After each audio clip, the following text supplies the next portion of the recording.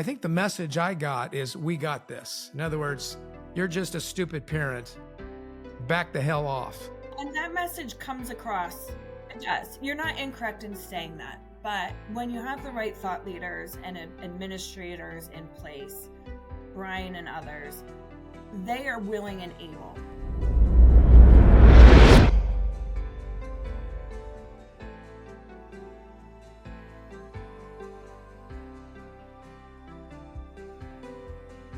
Hey everybody, before we jump into today's episode, we'd like to recognize all those who make this podcast possible. The Lead Today show is supported by all the generous donors of the Lead Today community. Thank you so much for investing in shaping leaders through this podcast. And be sure to like and subscribe on whatever platform you are watching or listening today. All right, let's jump into the podcast. Yes, everybody, welcome back to the Today Count show. If you are listening to this podcast, it's probably because it's the next one up, or you listened to the conversation that I had with Dr. Kristin Meyer, and I was pretty fired up over the whole thing, and she did a pretty good job defending her position. I'm back at it today, and what we're talking about is kids and families in need, particularly when it comes to learning challenges, learning disabilities. I don't know what's even politically correct. All I do know is that as a dad, when my high school son began to struggle in things that I thought was fairly simple, although my learning styles, I guess it's not fair. I guess I can listen to a lecture and pass a test. I can see a visual and run with it. But my son, we found out, was a kinesthetic learner. Once we figured that out, he soared. He was great. And, you know, he's got his undergrad and his grad. And today he's running programs for the Coast Guard and the other companies that he works for, an incredibly successful person. But there was a day where I was super troubled by it, and it was really hard to find help. It was really hard to find help. So that might be why you are tuning in. Now we're going to, I have Dr. Meyer back with me, and she's going to rub some things in my face, have to do with football. We'll deal with that here in a little bit. In fact, I think our second guest with us might do it as well, because I think they're both Philadelphia Eagles fans. And football is evergreen, so it doesn't really matter what year or date that we're recording this.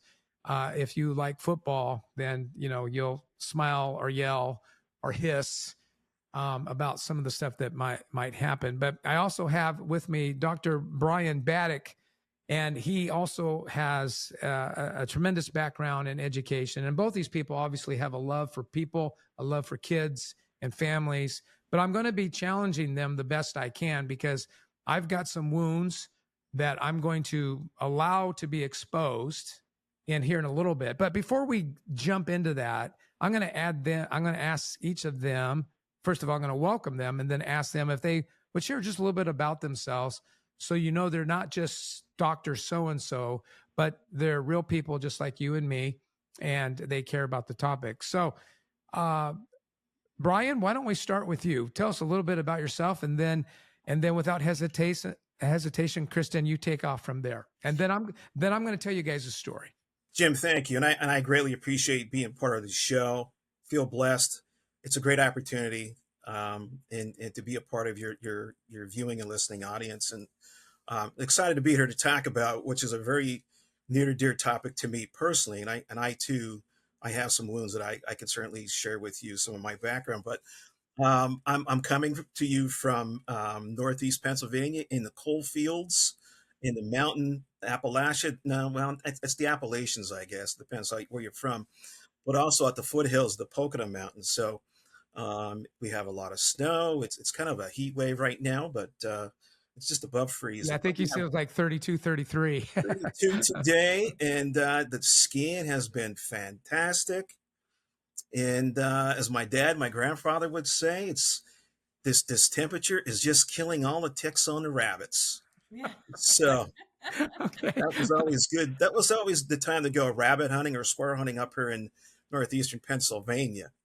But I'm doing this in this public education thing now for 32 years this year, and I have 25 years in right now as in educational leadership. And I started my career as an emotional support teacher many years ago. And before the age of 30, I wanted to get to a different plateau to have impact. And I taught emotional support, learning support students, and I thought there was something else that I needed to do, and I wanted to get to another platform. And I got into administration, and I worked on my degree, my graduate degree. It was in educational leadership, and I moved into my first position was an assistant principal at the high school level. And I just kept moving up because I just wanted to continue to get that next plateau to have impact. And so going from a director of pupil services and special education, a high school principal, a middle school principal, that in itself is a podcast alone. Just talking about the middle school. But great population. I love that population. And then Brian, I was a youth pastor during a season in my life, so I get it. I get it. Keep going. But right now I'm in my 8th year working in the central office. I'm an assistant superintendent for pupil services, which I oversee a lot of different pupil services, such as nursing, counseling, mental health, and especially the big department, which is special education. So grew up in a small town, 3 streets. I'll give you 2 guesses. The town that I grew up on. I'm the youngest of 4 boys, and I identify as a living in follower of Christ in the workplace, and that's how I get through it. I see it as divine leadership. That's the principle I live by, and I have a goal. And I'm going to share this and just to think about this with all your listeners out there. I think we have, like for example, like Nike has a swoosh. When we see the swoosh, we know immediately what that means. So when I say this to everyone in my department, and I have a tremendous amount of people that is underneath me, but we have a saying, and I carry this with me no matter where I go, and that is, let's move the rock. What does that mean? That means let's move one another mentally, physically, and spiritually every day for kids, every single day. If you do 1 out of the 3, 2 out of the 3, go for 3 out of 3. So that's my Nike swish. Let's move the rock. And that's part of my divine leadership thoughts, ideas. I grew up in a home of Roman Catholic, and on the other side, my mom's side was Russian Orthodox, and we went to different churches every other week. Depends what parent wanted to wake us up on time to make that 9 o'clock mass. But I went to Catholic high school. I'm very faith based in everything that I do on a daily basis, and again, I'm proud to say that I'm a practicing Christian in public education in the workplace. And so am I. And that's the nice thing that brings Brian and I together. But how I met Brian, so I am in the southeast region of Pennsylvania, where everybody bleeds green and the Birds are the only team to win the Super Bowl. But Brian and I've had the privilege of meeting Brian through the Department of Education's fellowship and policy leadership program. And in that program, Brian and I are learning how to engage with our state leaders and legislators and senators, and then take it to the big house in the spring and drafting policies together. And in that work, I've always been very passionate about special education. I have always believed in the underdog. And I realized over the course of my career, and that's something we even talked about, Jim, and the last time we spoke was I was the kid who was getting special ed services. So I had a reading disability in my elementary years. I thought it was the norm to go to what was trailers back in the day. So I would go out to the trailer and get reading interventions. And, when I share that with people, And they're like, "Well, you have your doctor." It's like, yeah, it's amazing. It's amazing how even a mild disability won't preclude you from doing something exceptional. And what I have always found when I talk to families who are navigating special ed, that it's okay. This is your normal. And every dream is attainable. If you have a couple hiccups, if you have a reading disability like I did, or other health impairment, or some of the other disabilities that you and I have talked about, Jim, it doesn't mean you're not going to have a dream and your dreams aren't going to come true and you're not going to have a great future. It's amazing how many celebrities and athletes and senators and everybody else has some kind of disability, and whether they talk about it or not, that's a stigmatism that I'm really trying to overcome in society and bring more awareness and normalize life for people, because there is no real normal. We are who we are, and I'm the quirky redhead, and I say at all of our fellowship opportunities that Brian and I are at that, hey guys, I'm the redheaded stepchild, and I make that joke because the room with hardcore educational powerhouses. And Brian evokes that leverage of humanity that not all administrators hold on to as much. And they are there for the bottom line. And that's why I was so excited to share my friendship with Brian with you, because I think you'll really hear and learn so much from what he has to share. So I'm excited for this, Jim. I'm excited for the conversation that's about to happen. Well, thank you both, you guys. And this topic means a lot to me, and I think it does even with our audience. I want to start off by sharing from my heart first. And whenever someone shares from their hearts, we know that it may not be scientifically based. It may be experiential, anecdotal, but it's nevertheless real for me and for others in some way, shape, or form. I'm going to spray first, and then I want to tell you a story about why I think I'm so passionate about this topic. My education started off in private school, Christian school. My quick experience is that at the middle school level, in those days we called it junior high. In junior high, when I was awarded the Honor Roll of Athletics award, I knew something was wrong. I knew I was a good athlete, but I knew I wasn't that good. And so I begged my parents to get me out of this little dinky Christian school and let me go to where humanity was so that I could play some ball. I mean, that was really my focus. And when I finally talked them into it, I noticed a few things. One of them was Christian schools aren't necessarily Christian.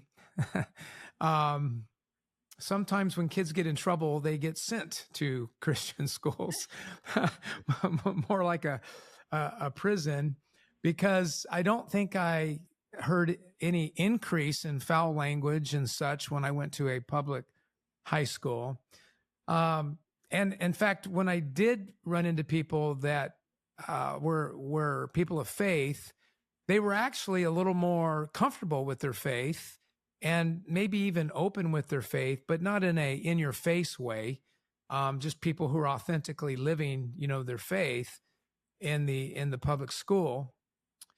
The other thing that I found out is that when I got to the second quarter of my 9th grade year at this brand new, to me, big high school, is I was behind. My parents were under the impression that smaller classroom sizes, yada, yada, was going to bring about a higher education.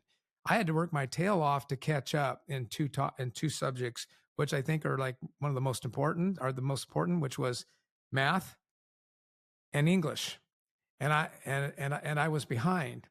So when I share my concerns and stories, I'm not necessarily coming after public education. I think I'm coming after organized education.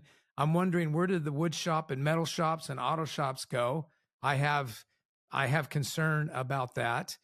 So whereas trade schools, there's just so much mainstream. But let me start by telling you a story.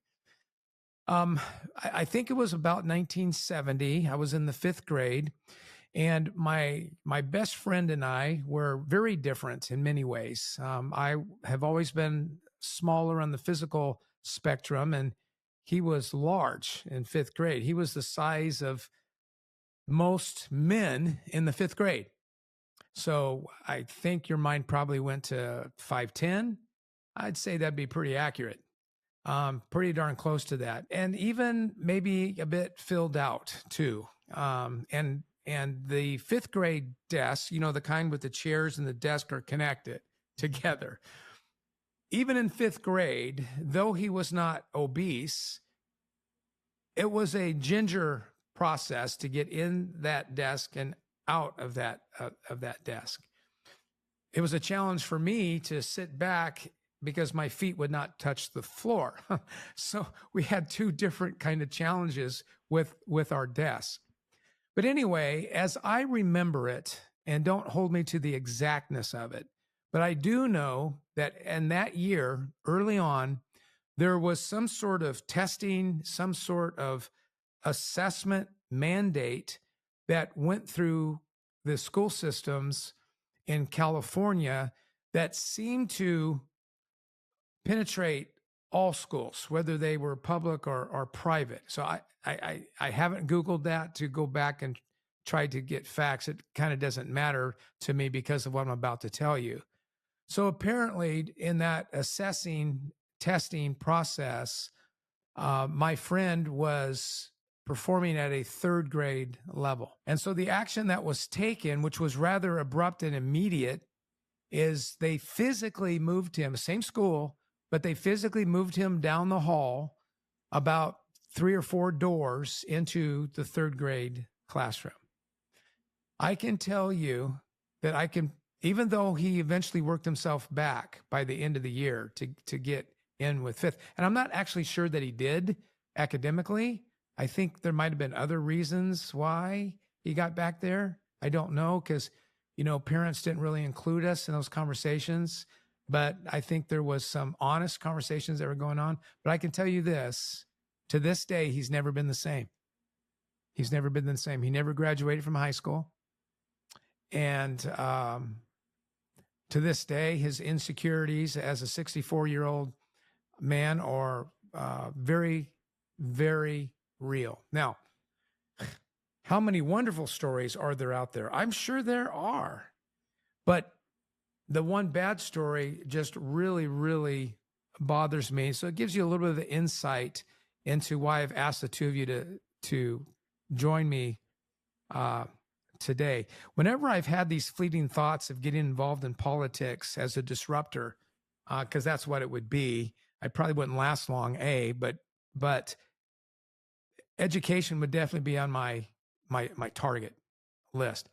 But I'm just ignorant enough, and yet have enough, hopefully, wisdom on the miles of my chassis where I realize, I know what I feel, I know what I sometimes see, but I don't know what I don't know, and so that's why I'm coming to you guys. I'm going to throw you out this question, and I love you guys just to go at it. My question is this, and I wrote it down so that I would be exact. In this question, I'm going to use 3 words, and you can talk about 1, 2, or all 3. Here's the question. How is the approach of school districts or education in general different, particularly in the context of special needs? We can go beyond that, but how is it different, better, or worse since, let's say, 1970? Well, let me just jump in. And historically, we're going to date ourselves, Jim. Let's do that, you and I. We're the 70s, early 80s child going through the education system here. Yes. And, it wasn't probably different anywhere you were as where I am right now during that time period. I mean, you think about it, the civil rights movement, 68, 69, it just wasn't about just civil rights for a certain sect group, subgroup. It was for all subgroups. Public Law 94-142 comes in 1972. That was proposed, worked on in 68, 69, and that was really the cornerstone of what got us to where we are today. Now that's how many years ago is that? That's so, but that was the epic center, the civil rights movement, 94 142 of 1972. And what you shared about the individual in your own story and Kristin's story, I got a story too. I was one of those kids growing up in the 70s and 80s. Jim, I had problems reading. I had problems in mathematics. I actually flunked and failed second grade, and it wasn't a good time. It was somewhat back then embarrassing for my parents. That Absolutely. one of the four boys was going to stay back, and I had to stay back, and I had to repeat it. And I struggled too, all the way through, going through school. I made a decision, and I knew I had these issues. And this is when, as we shadow what I was going through, what you were going through, and the way society and the way education was evolving at that time, like we were building airplanes in midair, and how to service the children like you and I, or anyone else during that time period. I made a decision to leave public education at the conclusion of my 8th grade year to go to Catholic high school. And I did it as a survival because there was no way that I was going to survive back then in public ed. And I was sure I was going to be able to graduate myself. When I made that decision, I went to smaller school, more individualized, and they had a track system, track 1, 2, 3. Well, I was in track 3 at that time. That was the low end, just the basic coursework. I was still learning how to read in 9th and 10th grade yet. And that was probably where, I had to come up with my own strategy for survival. Eventually I graduated. I probably got the lowest score at that time on the SATs that you can get. And, I fought my way to get to start my undergrad at Lock Haven University. When I was at Lock Haven, and I give this timeline of my experience because it's relevant to where we are today. And the outcome of that is, it's why we have the three of us sitting here with the experiences and the backgrounds we have. But I was identified with a learning disability my freshman year in my undergrad year in comprehension and dyscalculia, which is a mathematical learning disability. I didn't know that from when I failed second grade. I went through the whole system and I made a decision that I had to survive. The only way I needed that is to listen. I asked my parents, I want to leave public ed. I want to go to the high school that's 2 miles away from my house, my childhood home. And that's what I did. And that was the best decision I had. But when I got to college, that's when I got identified, 19, 20 years old. Okay. So now to where we are. Kristin and we're very successful people, but it wasn't easy to get where we are. And I do, and this topic is very near and dear to me because I grew up in a small town, but I also had a childhood friend who had Duchenne muscular dystrophy. This is a town with 3 streets. What are the odds, the percentages of having someone like me with a learning disability and having a best friend with Duchenne muscular dystrophy? Right. Not really high. Right. But that person, my best friend when I was a kid, didn't have the services. His family didn't have the resources. He was in public education, ridiculed for his situation that he was in. But you know what? When we got home together, we were out until dark 30, Jim, and we rode bikes. And here's the thing. He couldn't ride a bike. He couldn't pedal. Oh man. He couldn't run the bases when we played baseball. He couldn't carry the pigskin. We carried him. We put him on our backs because we learned that survival instinct together. And unfortunately, at the age of 19, he passed away because of Duchenne muscular dystrophy. But that's how I got to where I am today. And that's why it's so near dear to me. And every day it's a battle. I mean, I'm still not good at everything. I still don't have all the answers, but I learned strategies and techniques. But I think today, let me get to where I feel where we are with education today. I think we're much better than we were back in the 70s and 80s. And this is where Kristen's going to come in, and again, we're dating ourselves, and right now she's a baby in this podcast. But I think we're identifying students much better. We're servicing students much better. There's more compliance and monitoring, and that's where I'm going to pivot, and I'm going to pass it off to Kristen. Before you jump in, Kristen, I just want to say, you know, these stories that the three of us, and of course we're bringing in not just our stories, but the people that we knew and know and love stories, is because our stories matter, and they have the opportunity to actually make us something that is unique and special without those stories. So first of all, thanks, for sharing that. That adds a lot of, color. It makes me not want to punch anybody in the face right now. Well, thank God we're on video for that one. But you know what? It is amazing. And I think having that salt in our recipe of life really is what makes people who they are and what makes them tick. And to go from the 70s, 80s, 90s to present day in education, there's been so many laws and regulation and change, from No Child Left Behind to the 1980s, 1990s IDEA is established, which is Individuals with Disability Education Act. I mean, there's so much reform and change at the government level. But what does that look like to you and I at the very basic grassroots level? Sure, kids are being identified more and more. Absolutely, because we're all being educated more and more about what are disabilities and what does that look like? What is a least restrictive environment? So for your friend at 5'10", the least restrictive environment for him was not a third grade classroom, obviously. In today's terms, that young man would have been afforded many more opportunities of direct reading instruction, math instruction, supports, because we look at kiddos from the whole social emotional component now. Or we should be. Districts should be looking at the whole child, not just the brain of the child. And I think, are we better, worse? We are much, much better. Absolutely. Are there areas that need improvement? Absolutely. Because the population that Brian and I support and believe in so much is ever growing.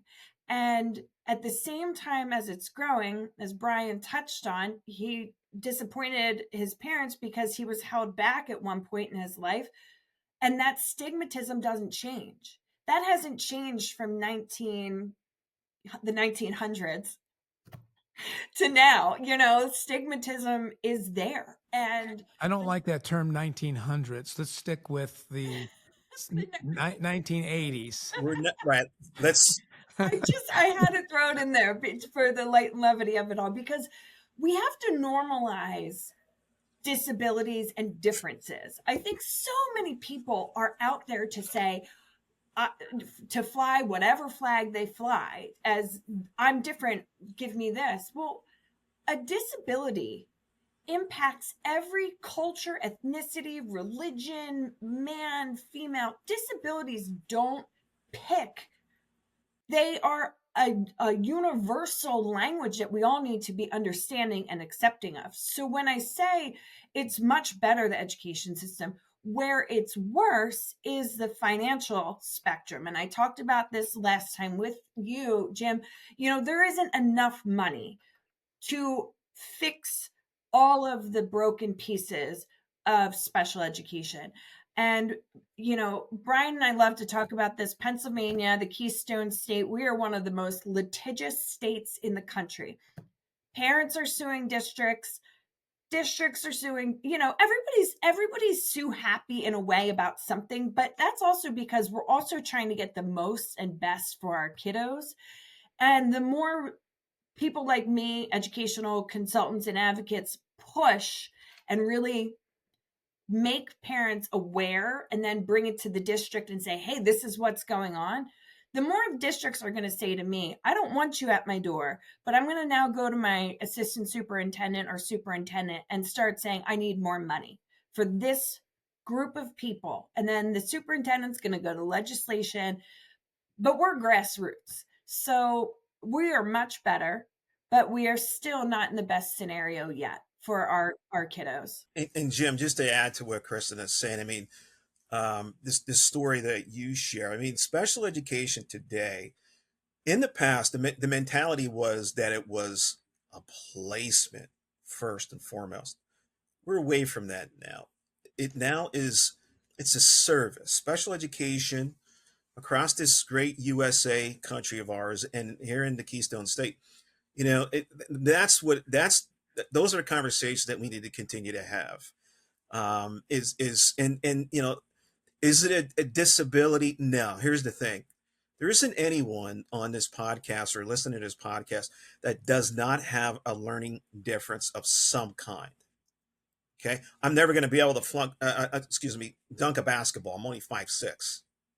Okay, okay, so I just can't do it. I can't jump. But yeah, but you can get one of those hoops that I have out front where you just keep lowering it. Well, I don't want to go there. I was hoping that you would jump in and share what your secret is to your dunk, but I can't. I'm a standard 10-footer. I can't do it. So, but that's the shift that's going on, and it's being more acceptable and more talked about. And we have programs today that we did not have 10, 15, 25 years ago.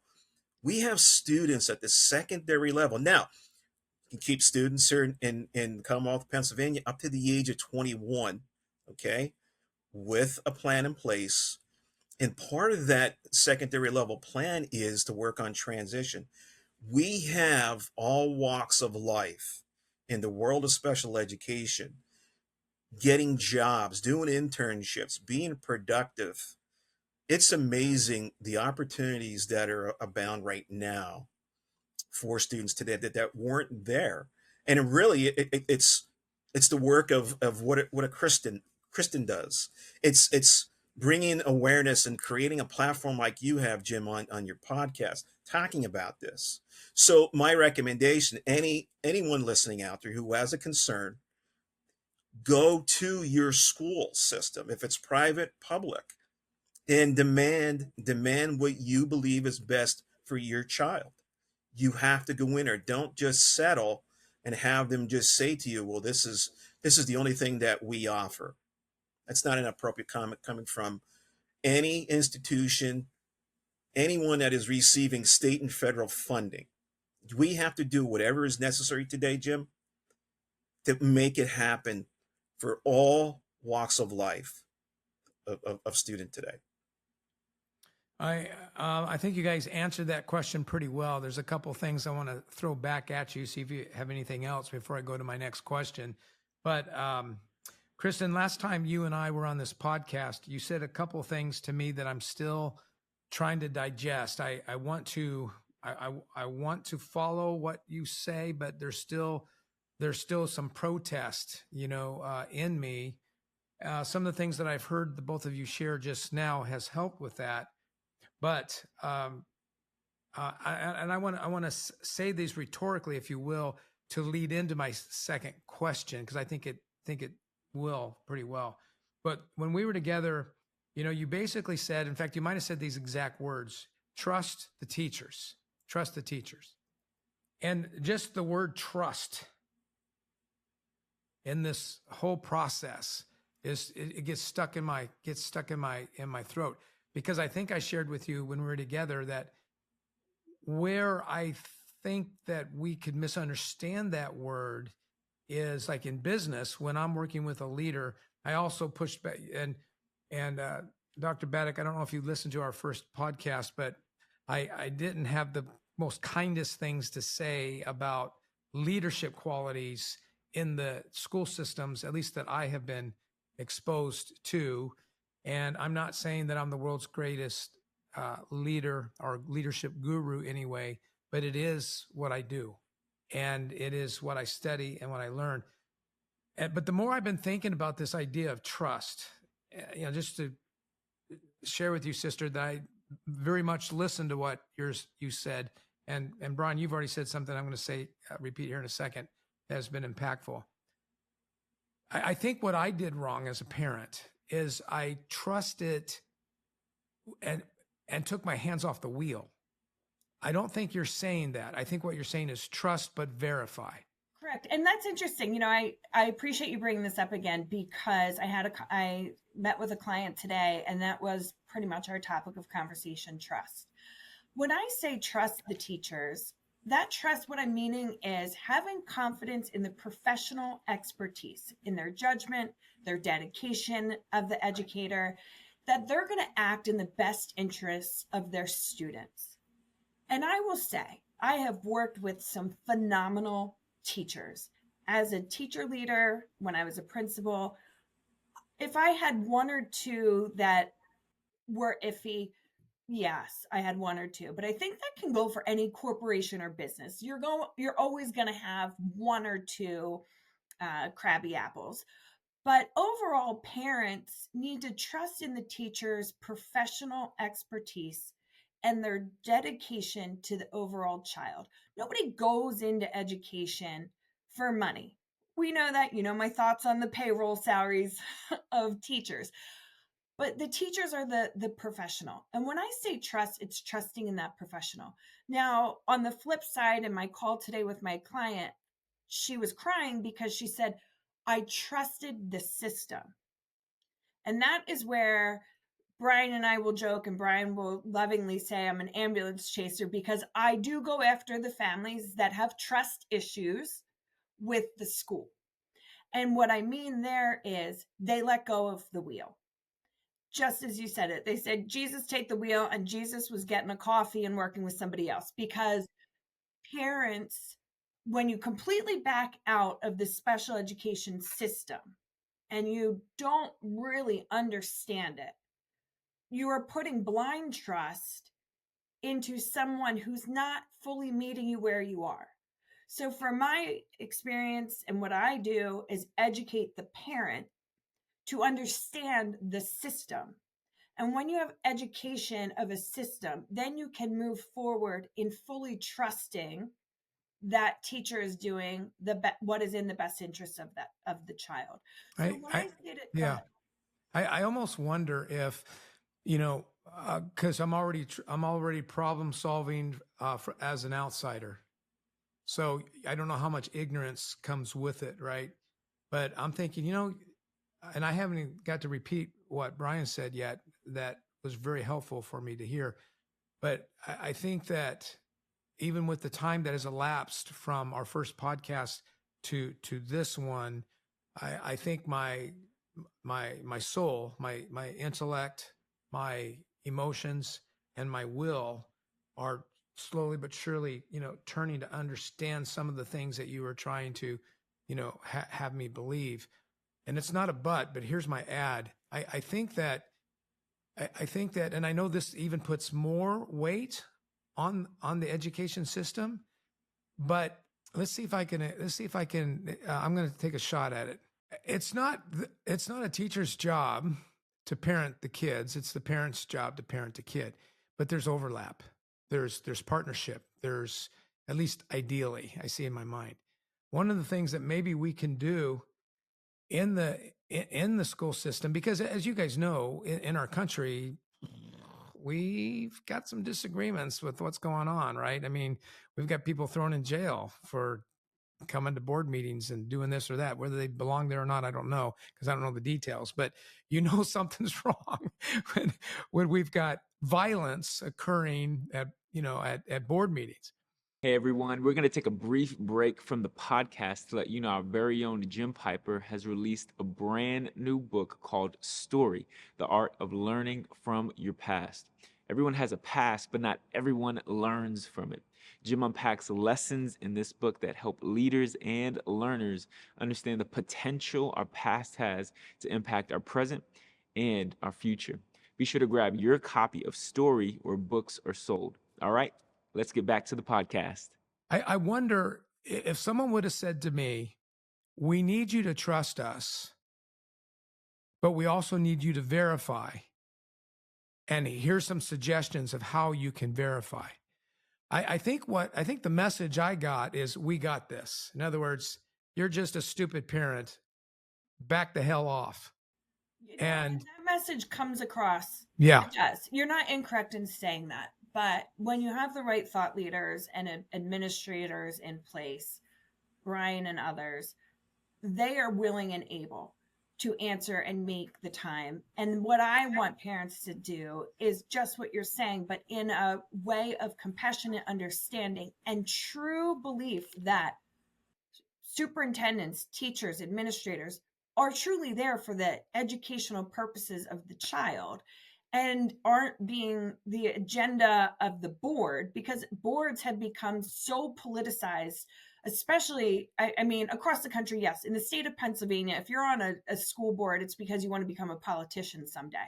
So it's a very politicized arena, school boards. But when it comes back to the whole child and putting that understanding, it's knowing that these professionals have years of experience and knowledge behind them, where they're able to provide the answers.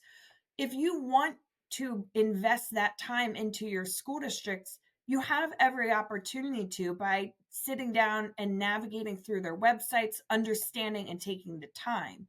Not only that, when school districts review curriculum and decide which way they're going to go, they involve their community members and they do survey and everything.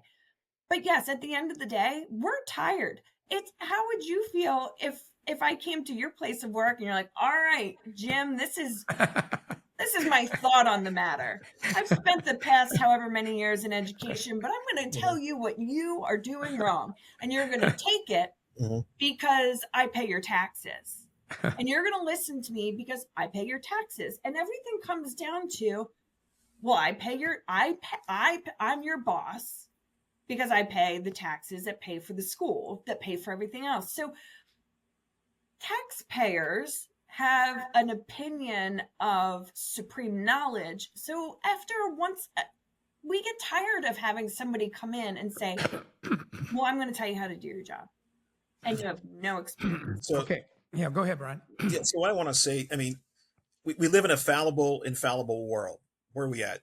It depends. So again, Yeah, it's a broken world. From our theology, it's a broken world. Sure it is. And educators in general, if you look at, watch your news sometimes, pick up your newspaper, there's some sort of crisis going on. I mean, there's something happening in the system. And my dissertation is on moral and ethical dilemma decision making, how we make decisions as leaders. And from my research, I interviewed superintendents at how are they making decisions on a grandiose scale, especially, and I focused on special education decision making program during the COVID-19 school closure, and that was and I went through a litany of interviews and things like that. And it was very interesting, the outcome of that. Maybe that's a whole different podcast, Jim, with you. I'd happy to jump in there with that. I'm inviting myself back, by the way. Good. I like it. But what I'm saying is, first of all, let's get this up. Let's address the pink elephant in the room, the white elephant again. What is the perception of public educators today in the country? I mean, we always see, they get headline news as soon as they slip up and they do something egregious. You know what I'm saying? I mean, that's not a good look for educators. And with that, my concern about someone saying, trust me as the system, just follow our lead, I have a problem with that. Those are not comments, suggestions that any public school should be making. And instead, it should be an invite. We welcome your input. We welcome your presence. We want you to sit at the table and have a seat as we talk about the education and programming for your child. What do you say? Are you on board with that? But as Kristin is saying, parents they don't want to do that. We see a lot of involvement, for example, of parent interaction in public school at the elementary level. And then as we get up in the secondary level, it kind of slows down. And actually, in my opinion, it should just be the opposite of that. I think there have to be more parent involvement at the secondary level as we're getting ready to transition students to the postgraduate level. We're going to have mistakes. There's mistakes made all the time. It's infallible. We know that. And that's why I have a problem with trust us. Trust, and that's the message is clear to me when I hear that. Trust us that we're going to screw up at some point, and we may even screw your kid up at some point too, because we're going to screw up. Yeah. That's not good.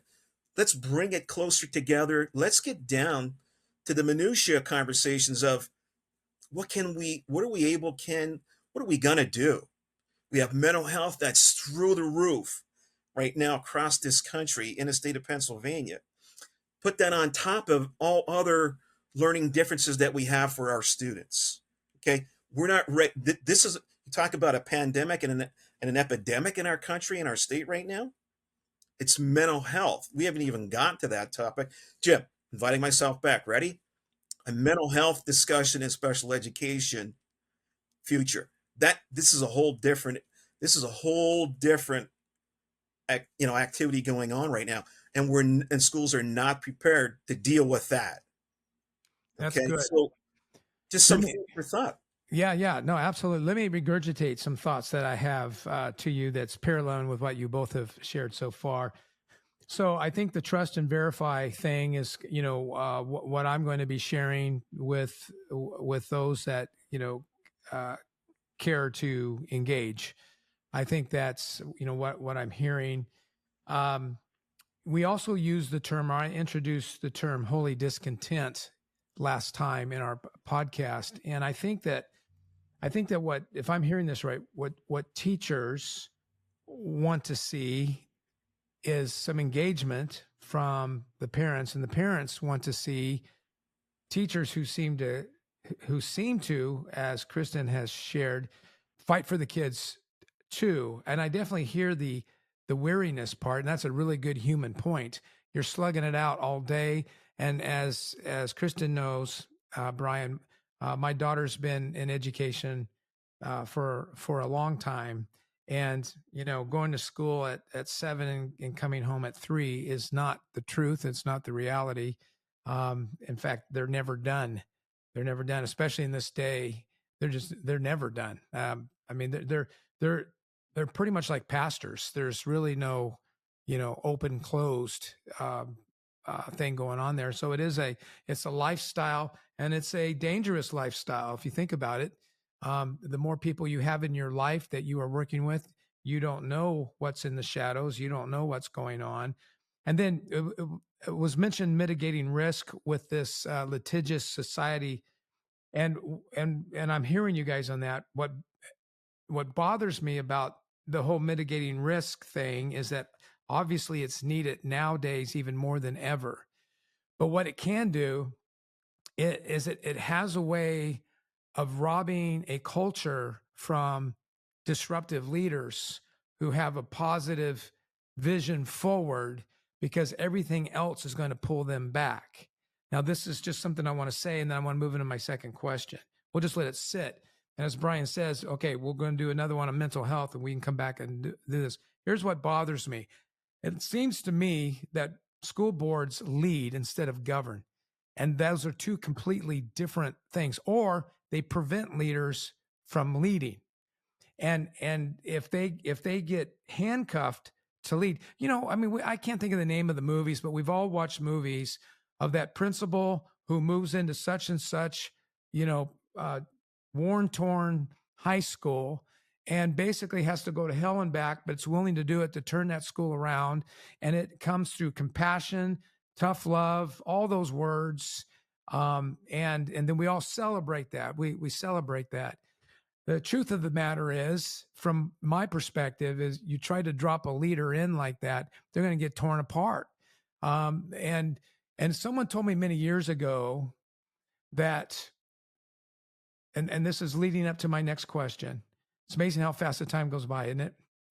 The next question, here's the deal. Healthy organizations attract strong leaders. Strong leaders run away from unhealthy organizations because they know that their hands are going to be tied and they can't make that, as you said, Brian, earlier, that move the rock. They don't see they're going to be able to move the rock. And so maybe we'll do another podcast. I'm not saying everybody on the school board's bad, but because there is in leadership culture, there's a thing called a culture, a system, systems or systemic diseases can resonate and control a group, even though if you were to pull the individuals, you might say, she's a great gal, he's a great dude. But somehow, some way, when they come together as a whole, there is something else in play. And this is proved over and over and over, again. So some of my distrust starts at what should be the governing place, meaning here are the parameters, and then leaders can lead within those parameters. But if the parameters are narrow, and then that's what I was saying to Kristin last time, if you tell a teacher who has a passion to teach kids how to think, to overcome obstacles, to get along with one another, blah, blah, blah, but they have to stick to the script, where in life does that work? Where in life does that work? When do you ever create a plan and it goes exactly how you had planned? Yeah, Jim, it does. And that's the infallible piece that we have to remember here. And I just want to add from what you're saying, and it just brings to mind, there's a lot of problems the way we govern our public school systems today. It is not, again, it definitely is infallible. And you're right about what you just mentioned about good, bad, It's leadership. weird, isn't it? It's weird. It's strange. I was blessed to work with, and this is, and I fall back on, and I look at these people, a superintendent of the year in Pennsylvania.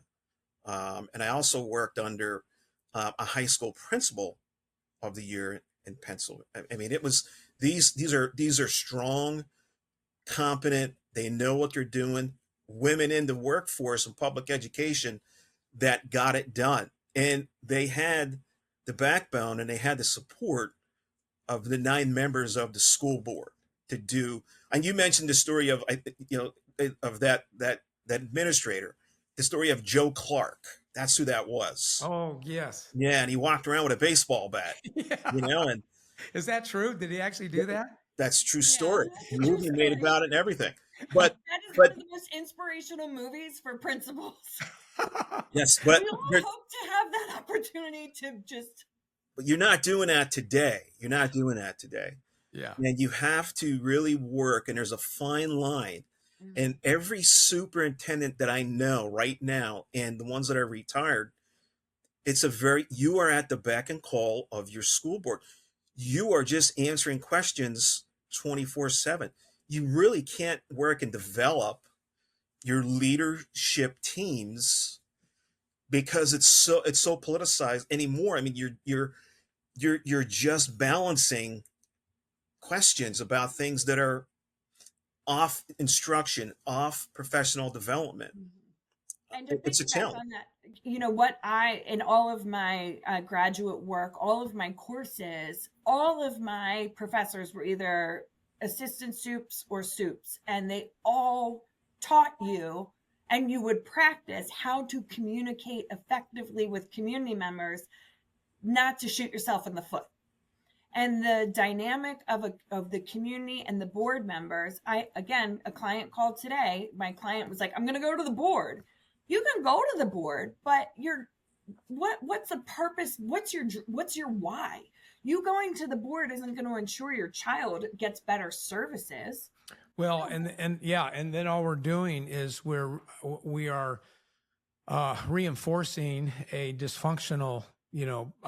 I mean, I had parents say to me all the time, I'm going to go to the board. I'm going to take your job. Awesome. Good luck. Have a great time. There's a chapter in my next book that is entitled Jerks, Jokers, and Jackasses, and how to deal with them. And even as a follower of Christ, I grew up so naive that we're all going to get along and I can win everybody over. It might be some kind of weird Christian narcissism, where I thought somehow I could win everybody over. But, once you get some miles on your chassis, you go, no, there really are a category called jerks, jokers, and jackasses. And then I learned that you do have to build walls to keep the right people safe that are inside and to keep the wrong people out.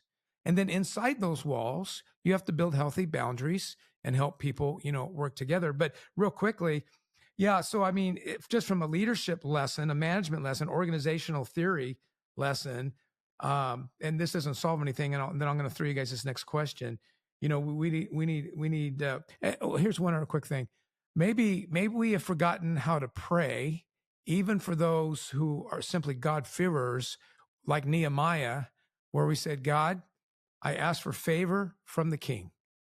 And, we're just trying to get it done in our own flesh. And there's just a lot of flesh, to cut through. But boards are meant to govern, to empower leadership. And then leaders help build a management process. And it's all collaborative all the way up and down, but each has a different lane. And then contributors. The only thing uglier than a board leading is a board managing. And I bet you guys have experienced that. Now that is putrid. It is so bad. But what we all need to be doing, boards, leaders, managers, and I guess the way I'm looking at that is you got your board, you got your leaders / administrators, and you got your managers / teachers, take on a variety of roles besides the classrooms, what I'm talking.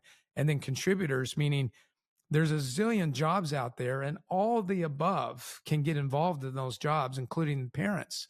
There's just, everyone can be a contributor, to the situation. Let me ask you guys this. But first, Brian, it really helped me when you said that, one obvious improvement from the 70s to today is that when we talk about this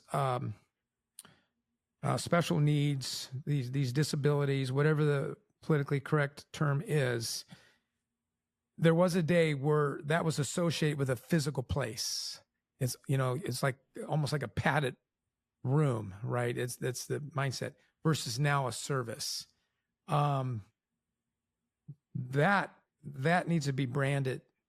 That needs to be branded. That was really good. All right. We probably won't be able to tear this one apart completely like we did the first one. And actually, I don't think we did tear the first one apart. So you guys have done a great job in this. And you're calming. My blood pressure is coming down. So, yeah, I've never been much of an incense guy, but mostly a cheeseburger and a Diet Coke calms me down. All right, here we go. Hey, Jim, as Jesus said, walk with me. Yeah. I walk with Jesus here a little That's bit. Right. Yeah. That's right. That's right. Okay. So it's not a rhetorical question. I would just love to hear your thoughts about the magnitude of the problem. Speak some wisdom into us and some hope into us, because I have some serious doubts that though we're getting better, and I think you guys have made a good, very oral argument that we are getting better. I think Kristin's organization is part of that too. It's a niche that, you have found that's come from your own holy discontent, whether you would have phrased it that way or not. It has come that way. And for both of you to earn your doctorate degrees and, your passion is obvious. It's not just a good career move, because it does give you a platform that you would not otherwise have, particularly in the educational world, for sure. In my world, and by the way, I'm a doctoral dropout. Once I got to the research, I said, nah, I'm out. I said, I'll just go with anecdotal. Yeah, I'll go with anecdotal fits the rest of my life. Anyway. Jim, if you met my mother, you would know why I have a doctorate, not out of choice, but out of loving push. Well, my professor of record called me and said, Jim, the hard work's done. I go, no, classroom was never hard for me. I go, I go, I'm done, man. He goes, well, you know what? I talked to so-and-so. We're going to cut that last part of your tuition in half because, we want you to be part, we want your face on the, I go, you know what? I'm out. I want to go to more baseball games and eat hot dogs. That's what I want to do. Anyway, so congratulations to both you guys. Somebody's got to do it. Here's the question. Can large organizations, and I know we're not talking about, in a sense, the public education system is an American organization, even though it's broken up into independent school districts, et cetera, et cetera, et cetera. I get that. But can large organizations effectively serve 20% of their population? If we just use that as a broad basic number, it could be 15%, it could be 22%. I don't know. I don't think we know exactly, but let's just say it is a minority for sure. And maybe Brian would beg to differ if you throw, mental health in there. I don't know. But can large organizations effectively serve this minority, the special needs students and their families, without it becoming something separate and different? The reason why I'm asking the question, here's the motive. What business has taught me is that in order for us to move the rock, it has to be isolated. I haven't heard an argument that we are isolating the problem. What I've heard is that it's part of a bigger portfolio of what we're trying to accomplish. So that's just where I'm curious. So it's a bigger portfolio of problems is what we're looking at right now, Jim. There's in the Commonwealth of Pennsylvania here, we have a funding inequity in public education. Okay, and that's a big issue with between the large school, the middle and in the bottom half. Brian, where would we come up with the money we need? Where would that come? Well, right. I'm going to jump in and kind of take this in the same but different directions. So, no, yes and no. I'm going to sit back and listen. So, yes and no to your question. With my arms folded. Yes, big corporation can run and support this diversified population. No, they cannot at the same time because of that funding piece. So if you look at a major corporation that has a secondary brand that is run as a full secondary business model, period. We do not run special education as a secondary business model. We run special education with the scraps from Thanksgiving. And that is exactly the funding situation we are in. Brian and I last week were together for our fellowship, and we had a true corporation come in and do a presentation about their teaching strategies. They are the largest cyber district in the state of Pennsylvania. They have the most money in the state of Pennsylvania to provide education. Now, they take money out of Brian's pocket, his school district pocket, I should say, not his personal pocket, but it takes money from his school district, takes money from my school district, and they serve a lot of our population of children with disabilities. Okay, wait, hold on. A lot. So this isn't an indirect cost of some sort. It's not fully direct. So this company, it's like an overhead. They say that again. So it's like an overhead, an indirect cost. So we if they get one of our students, if they take a student from Brian's district, and then this student is enrolled in cyber programming and has an individual education plan, an IEP, there are 3 tiers of funding, tier 1, 2, and 3. The third tier gets the most money. I, as a child with a reading disability, goes to this cyber school, and the cyber school will get the most money for my education from Brian's school. They're changing how education is approached because they offer flexibility and all this dream stuff. I don't personally believe in cyber education. I think you need to be in brick and mortar. That's just my old school ways because I'm a tactile learner. I believe in the social integration of human beings. Yeah, my mind immediately goes to margin. I'm figuring out how is that margin split? How does that, anyway. Well, what they're doing is ruffling all of our feathers collectively. And I don't believe they should get all this money. I think Brian should get the money from the state for the children that he has, and this company should figure out how to get their own money. They don't need it from Brian. So, but they're Who let them in the hen house? That's the question, and nobody wants to take responsibility. I mean, they're approved to be an educational private provider in the state of Pennsylvania here. The tuition, Jim, for let's just say general education or regular education student is one cost. A special needs child going to the same program provider is almost triple the cost. And the tuition is being sucked away from the taxpayer who is putting all their eggs in one basket with public education. And public education is required to pay. And this is the reform for cyber education. The debate's been going on for years. Okay. And it's the same debate that goes on today when you think about like what Kristin sets up, and and I joke about the ambulance chaser, things like that, and that brings in the attorneys, and we start going to battle on head to head. I mean, even when you talk about like tort reform in the state of Pennsylvania here, no one wants to touch that because there's unlimited ceiling when you look at the billing hours for an opposing attorney, or you're looking at what the comp ed settlement agreement is going to be. I mean, it's unlimited ceiling, and nobody wants to touch that at all. But these are the conversations that we have to have, because we're pulling all this taxpayer money out of public education, and it's going in different pathways that really need to get reined in. And then the outcome of that is this: a settlement agreement or tuition in a cyber education program.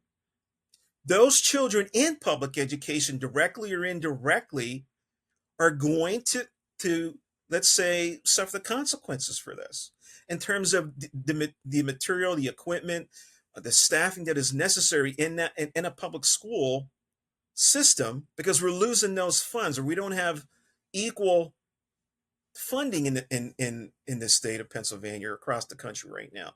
We have a bigger issue right now, and it's funding at the federal and at the state level. You heard about the fellowship. One of the projects we are looking to pitch to go down to DC in May, me and Kristin and two of our other team members, is that we want to look at funding that is designated for parent training. Remember, I talked about we need to be more inclusive. We need to pull the parents in. They need to have a seat at the table right now. There is no requirement of or even funding of the type of training that you provide for your parents. Okay, that's a travesty in the year 2025. Okay, it shouldn't be that way. But we almost have to say to legislators down in DC in May, we are looking to do this because look at all the litigation that's going on that parents are involved in. Look at why parents are leaving public schools to brick and mortar and moving their kids into cyber. We want to bring those parents back.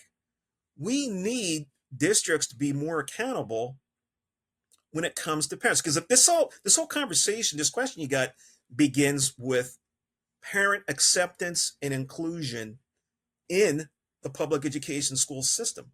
And that even piggybacks onto school choice. If we were providing the appropriate funding opportunities for our schools, school choice wouldn't be anything other than I'm choosing my public school. I'm choosing it because I believe in it, because it has the ability to provide the right opportunities for our kids. But when we remove funding and put it into corporations like cyber, we are losing so many opportunities for equality among our children.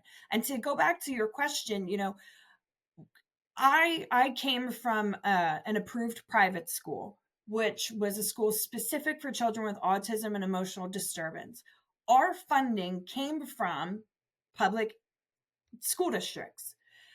just a part of it. And then we got funding from the state, but we are literally the low man on the totem pole. But my school was so magical because it met the kiddos where they were and provided them the educational opportunities and social learning to really thrive and be functioning members of society. And I'm not saying districts can't provide that. I tell all of my families, exhaust a school district. But when you have a kiddo on the spectrum who is not integrating socially, emotionally, or intellectually at a public school setting, they should have an opportunity at the cost of their district to go to a school specific to support their needs, because it's a community. I work with, as an approved private school principal, I worked with the superintendents and the administrators from the sending schools to collaborate because we believed in that whole child approach and approaches like that. But when there's not equality and you continue to take funding away and you give school choice and when you continue to take away from systems that are already struggling, what do you expect the outcome to be? And as a leader, if you truly look at what leadership is at the school level and thought about it at the business level, a teacher, a high school secondary teacher, has 160 direct reports, typical 160 direct reports. And then each direct report has a project that manager has to review, check, and edit. What corporation, Nike, do they have a project manager who has 160 direct reports? No, like the numbers don't work.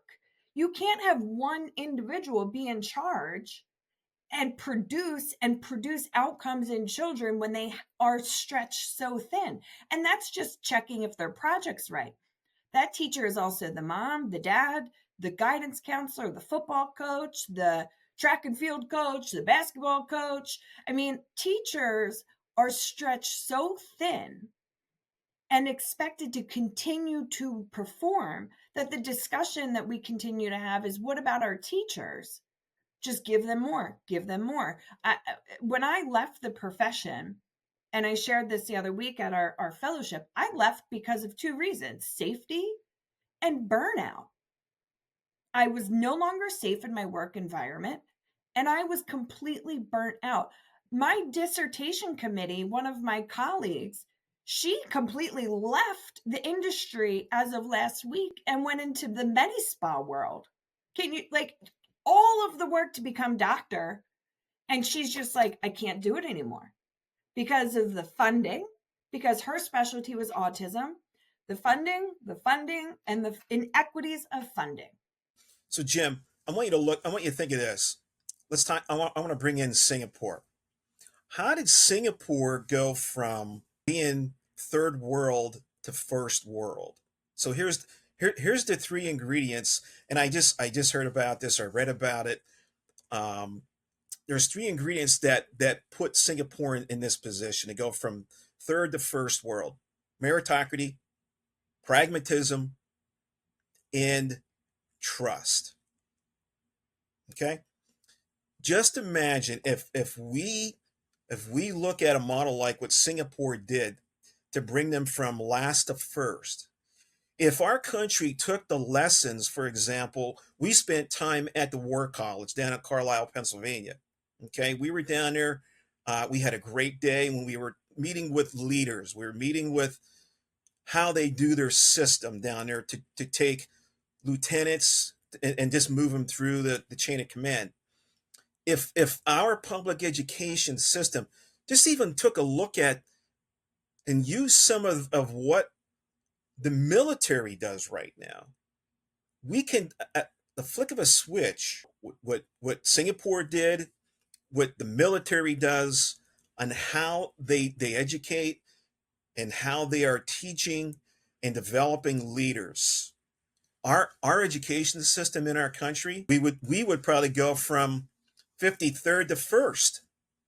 If we are, I don't even know where we are anymore, but I could tell you that our students are not at the same competitive level as to other countries across international.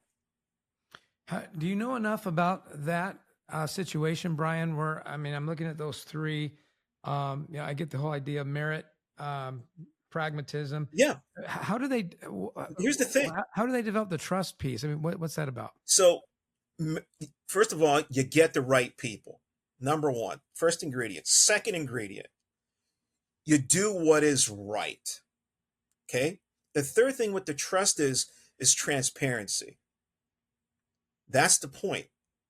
That's the discussion I listened to, and I can't recall where it was. It might have been on the Well Kettle Majority podcast that I listened to the one day that comes out in New York, I think it is, and they were talking about what the country did to turn itself around so quickly, and they took a little bit from a couple different areas, and they put it together now, and the gentleman from Singapore said, this is what we focused on. These are the only three things that we focused on to flip it, to go from third to first. So that's where we need to be right now in public education. Right people, do the right thing, and just build levels of trust through transparency across the board. I have a proposal. I'm already happily married, but thanks, Jim, and I love Rhonda. Jim? I like to, as crazy as this sounds, I like to think about solutions. And even if no one listens to my plan, even if everyone says it's naive, you don't have enough experience, but my proposal is that have you back for another podcast. I think this is a great place to land this plane because we've torn a lot of things apart.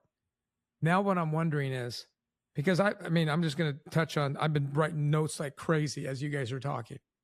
I mean, I've done, and I don't even agree with all of my ideas yet, right? I just throwing stuff down because they're more like questions, right? Like even homeschoolers, when they get fed up or because their kids are high level athletes and they need that, flexibility but even they run into this same thing. So how do they solve it? Right. That thing. And then I think about curriculum, right? I'm saying, well, you got to get lean. I mean, in business, you got to get lean. You got to understand what you're delivering, but I also know we're dealing with human beings. So if all school was reading and math and some science, some building block science, I mean, they are humans. They're going to want to play ball, fix a car, learn about the world. So, I didn't even like that, but I thought, maybe our curriculum's too wide. Maybe we're not. And I thought, well, you know what? Kristin started a foundation. We've got billionaires now that they say they're going to be trillionaires pretty soon. And you kind of wonder where, and I know a lot of them are giving a ton of money away. Where are they giving? I'm thinking, these are just naive thoughts, right? They're just running through my head. Because I don't think you're going to get the money out of the average Joe, right? I think we're already ticked off how much we pay, particularly when there's stupid litigation that you find out, on accident. And another reason why this is such a fighting matter is because of our belief systems, right? We all know, most of us know, or we should know, that it is a conservative thing to say that knowledge is power. And there is a disagreement as to what is the purpose of school, who should be teaching kids what. And that's a whole thing that we really haven't even, touched on, right? I mean, that's a big deal. But here's what I propose. It would be fun, I think, to take 30 minutes and talk about, if someone did ask us, and no one is, but if someone did ask us, what would you do in other words, I call it the good, the bad, and the ugly. Whenever I work with a company and we're trying to get to the next level, because if you don't talk about the good, the bad, and the ugly, you can't talk about vision, because people that are struggling down into that first line of reality, You start talking vision, you've just jumped over all the reality, and you're out to lunch. You have no moral high ground to stand on. But if you walk through the good and the bad and the ugly, and I think we've done some of that today, and then you just let it settle, the fumes of that usually brings you to, all right, going to Brian's term, which I really like, how to move the rock. We don't have to say it's fixed, but if we were to say, how do we move the rock? And if nobody buys it, it would still be fun to talk about how do we move the rock. There's some things that we're doing right that we need to continue to do. There's some things that, man, this has got to stop. Something like that. And then the mental health thing, when Brian, when you mentioned that, absolutely. Let's talk about that. I want to get inside your head about that. My mind is it's becoming an epidemic, if not a pandemic. Yeah. Yes. And it's affecting more than just kids, but it's definitely affecting kids. Mm-hmm. And I think I know some of the reasons why, but I don't really understand why. Well, Jim, before our next conversation, then you want to read The Anxious Child, The Anxious Student or The Anxious Child? It's a current read. It's a big read that everybody, I have to look at my Audible right now. So I don't, The Anxious Generation. And to date myself, I am the last generation before the anxious generation. But you have to read the book to know how old I am then, because it really does hit on why we have so much of what is going on in the world with mental health and depression, anxiety in our kiddos. It really touches on it. And you know what? I actually think that I had a friend recommend that to me and I forgot all about it. His name is Brett Kunkel. He leads a ministry called Maven. It's, focused on helping young people really think through it. It has a theological run to it. But he told me that book was fascinating and I just forgot about it. I'm going to share another book. Yeah. This one is called 10 to 25. I'm almost through it. The Science of Motivating Young People. And it's really a book about how to mentor young people and what their needs are. And I read books constantly. Some are difficult to get through. This is not an easy read, but it is really helping me be a better grandfather. And it's also helping me in my ministry and helping me coach leaders who have these new college grads, coming into their workforce. And, but I want to say this, Kristin, it was your recommendation that we bring Brian on the show. Brian has been an amazing all-star contributor. And so let's do this again. I will circle back. I love what you guys did. You're educating me. You're lowering my blood pressure in some ways. And in other ways, I'm getting more fired up. So we'll see. We'll see. But it sounds like we've agreed that we're going to do this again. We're going to focus on mental health. But I'd also like to come up with some sort of, even if it's a high level plan, and it starts in, I don't know where it starts. Maybe we have to have a battlefront at all areas. Usually you got to start at the top, but I don't even know where that is. I don't even know where that is. Well, I think you found two people who are unbelievably passionate about the state of education, and not just our special ed population, but our kids in general and our communities. And what is really awesome about all three of us is the dynamics that we bring and where we're coming from and how we're focusing. At the end of the day, it's about the whole child and how we can make the biggest impact, because our future is dependent on an education system that is in a dysfunctional marriage right now in our country. And we need to figure out how we can mend that and really foster public education in a way that is beneficial to our communities as a whole. Yeah. Jim, let me just food for thought. Thank you so much for today. I really enjoyed the time. And I'm glad I had the opportunity to speak with both of you about all three of our stories. I just want our listeners and everyone that is out there, think about, why was this great nation, this country, established by our forefathers? Why? What was behind why we created the public school system? We have to think about that, and maybe that's part of our next conversation. That's good.